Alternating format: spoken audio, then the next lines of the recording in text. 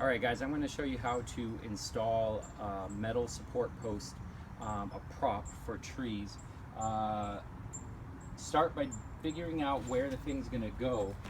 You can place a nail in the tree and then hang a plumb bob off of that nail. Then using the auger and a shovel, dig a hole down into the soil. You want it about a foot deep, and at the top, down at the bottom, it's only about 5 or 6 inches wide, just big enough for the post, but then at the top it flares out. We're going to end up filling this hole with epoxy, and that epoxy will grab onto the post, and so this is what's going to give us our resistance against that downward pressure. Of course, keep your eyes peeled for underground utilities. Once the hole is dug, you might need to use the grinder to cut the post to the exact size, and then when you're done with that, use some tape, duct tape or masking tape, to cap off the bottom of the post. And the reason for that is that we want the epoxy to grab on the outside, but we don't want it all going up inside the post. It's an expanding epoxy, and if it all gets inside, it'll just expand up the post, but we want it to stay out here. And then at the far end, you can see we've put the threaded rod in position. We've got to thread that thing all the way down inside, get the post into position like this one right here, and we have the hole drilled in the tree. We took the nail out and drilled a hole the same size as the threaded rod, or a 1/16 of an inch thicker, and then we used the magnet level here to make sure that the post is level in both directions. And then you can see at the bottom we have it in position. We have our hole dug. This is a weird shaped hole because of there's some pipes down here, and then the fence was in the way and all that. So from this point, you will need these two things right here, part A and part B of Secure Set. They are mixed, and we're going to mix it in a Ziploc bag, and they're mixed at a 50-50 ratio, and it's an expanding foam epoxy. So it expands to almost 20 times the amount that puts in. So I'm going to mix about a half a cup of each of these. That should give me 1 cup of expanded foam. Excuse me, that should give me 20 cups of expanded foam, which I think is about the size of this hole, but we're just going to give it a shot. And it's not going to be all that precise. I'm just going to pick a spot and measure it to there. So we'll go to here, and we'll go, I'm going to just go into the bottom of the UPC label here.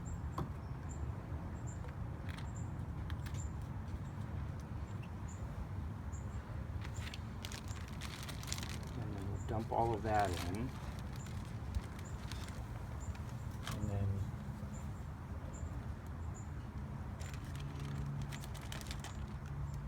from this point, hold this open so it stays open a little bit. Once the part B goes in, I'm going to work a little bit quick. The magic is going to start. Okay, so then wherever you poured this to, wherever you poured part A, pour the same depth of part B, so that you're doing the same amount. Okay, so about that much. Put the lid back on. Now, nothing's happening just yet inside the container. It just looks like honey or syrup inside there. But we'll pour that in the bag. And part B is very it's thick like syrup, so give it a second to all come out of the bag. Take that, and then from this point,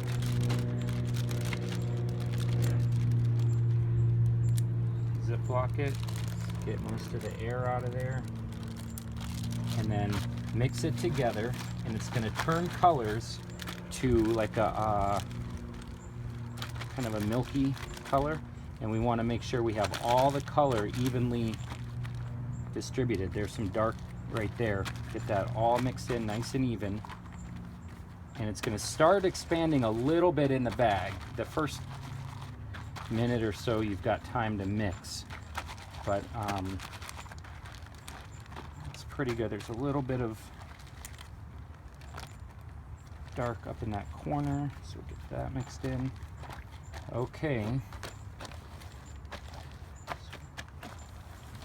so I think that's pretty good. Maybe the color of an iced coffee, is that with the iced latte? And now look inside, it just looks like goop, but we're gonna dump that in.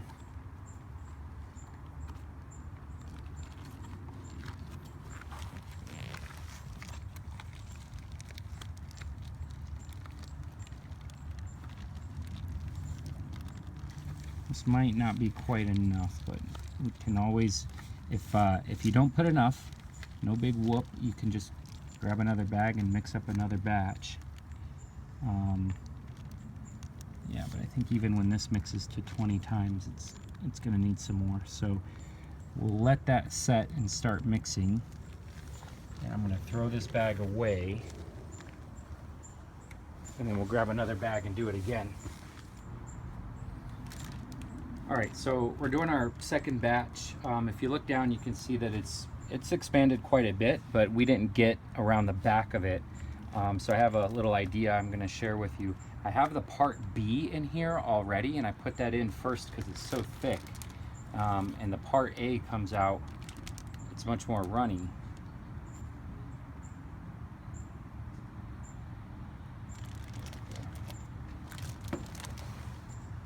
Alrighty.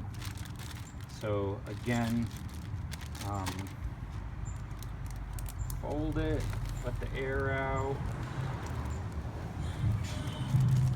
Okay, and then make sure it's sealed up nice and good before you start mixing it. Alright. And once this is mixed, I'll show you my awesome idea I just thought of.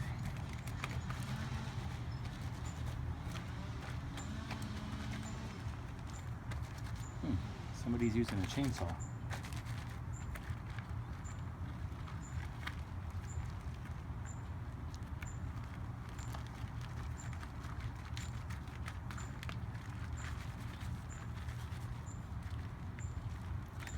So for that particular hole, I did about a 1 cup of mixture on the first round, and it looks like it did about half. Filled the hole halfway, approximately.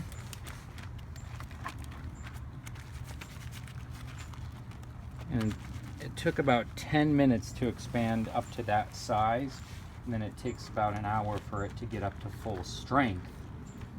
But, okay. So, we got it nice and mixed, and now I will show you my super awesome idea. This is inspired by my mom, who was a baker, and sometimes she didn't have a proper frosting bag, so she would make one with a Ziploc bag. And I think this will let me squirt it back behind. Yeah, totally. I'm getting able to get a lot more control out of it.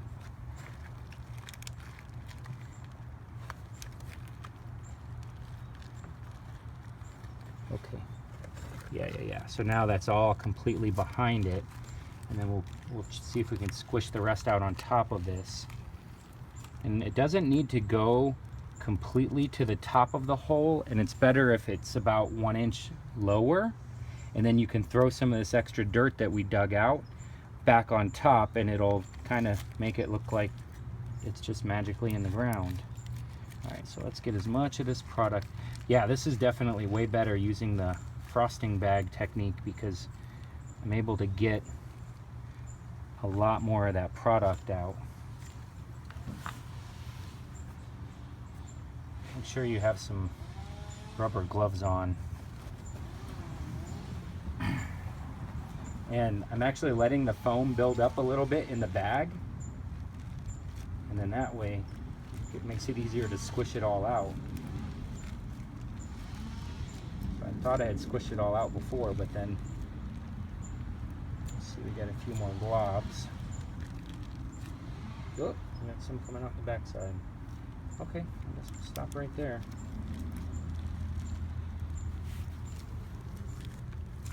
Okay, we're gonna go do that other post, and then we'll come back and check on this guy.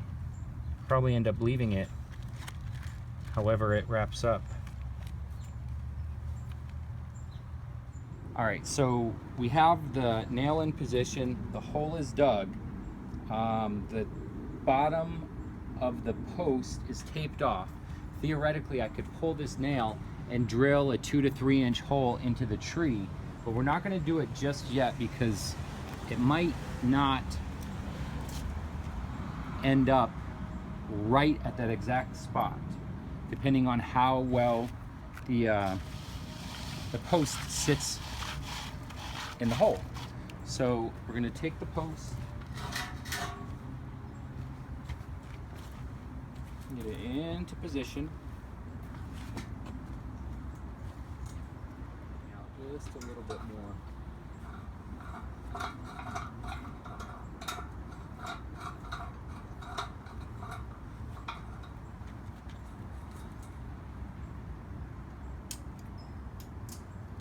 Okay, still filming? So we get the post into position and then get the level on it and micro adjust it until you have it where it's level in both directions. And I can see where that spot is up here, and it's a 1/4 inch or so off from where the nail was. So now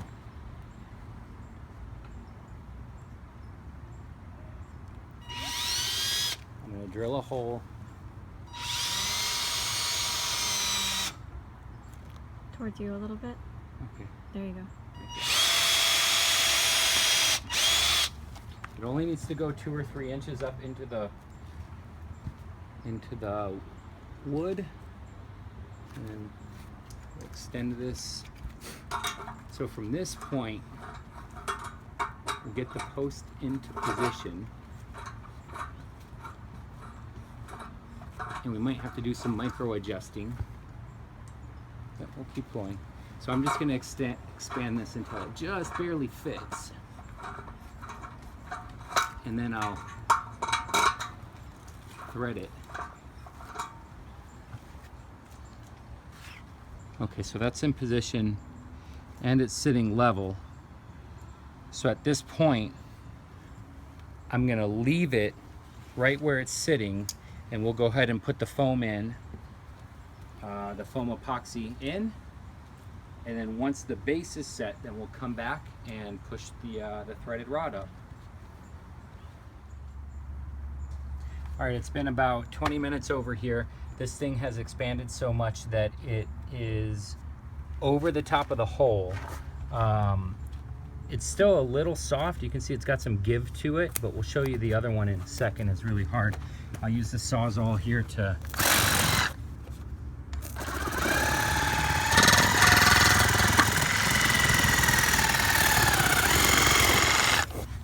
and this is just for aesthetics. I mean, the thing is plenty strong at this point.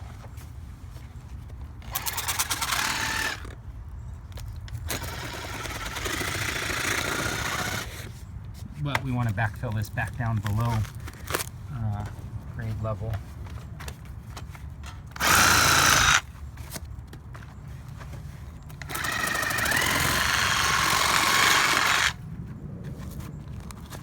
Nope, a little bit more.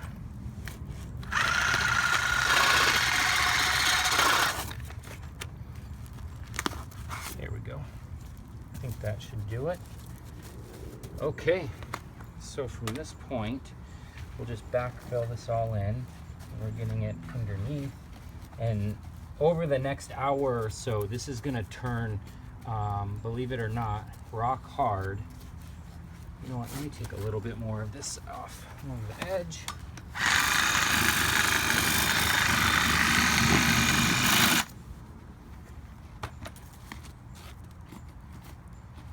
Okay, there we go. Now we'll backfill it. Watch out for the sprinkler head.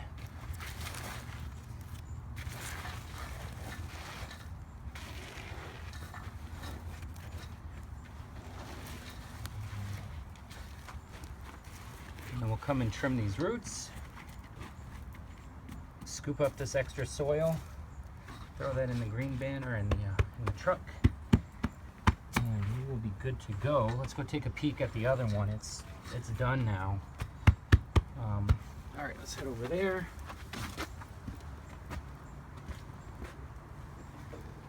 So this one's done, and you can hear it's hard. It's really hard. So we'll go ahead and backfill it. This one didn't really get up above the level of the soil, so we can just push all this straight in there.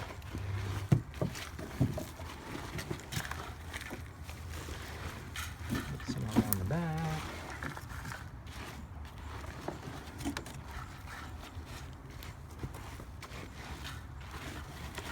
Okay, get these bigger chunks out of here so it looks nice when we're done, huh? Okay, I think that'll be the finished product here. So the only thing left to do, grab the pliers. I'm not going to do it all the way just yet because this particular post needs another 20 minutes for that foam to harden. But once that time has passed, once we're done cleaning up here, I'll grab the pliers and twist the bolt until it pushes up into that hole that we put into the wood, and it'll push hard enough that you'll actually see the tree lift up just a little bit. At that point we can stop. We know that the weight of the limb is now on the prop rather than on itself. So just grab it like this and do a couple turns, but we'll give this time so that it fully grabs on down below, and then we're totally good to go.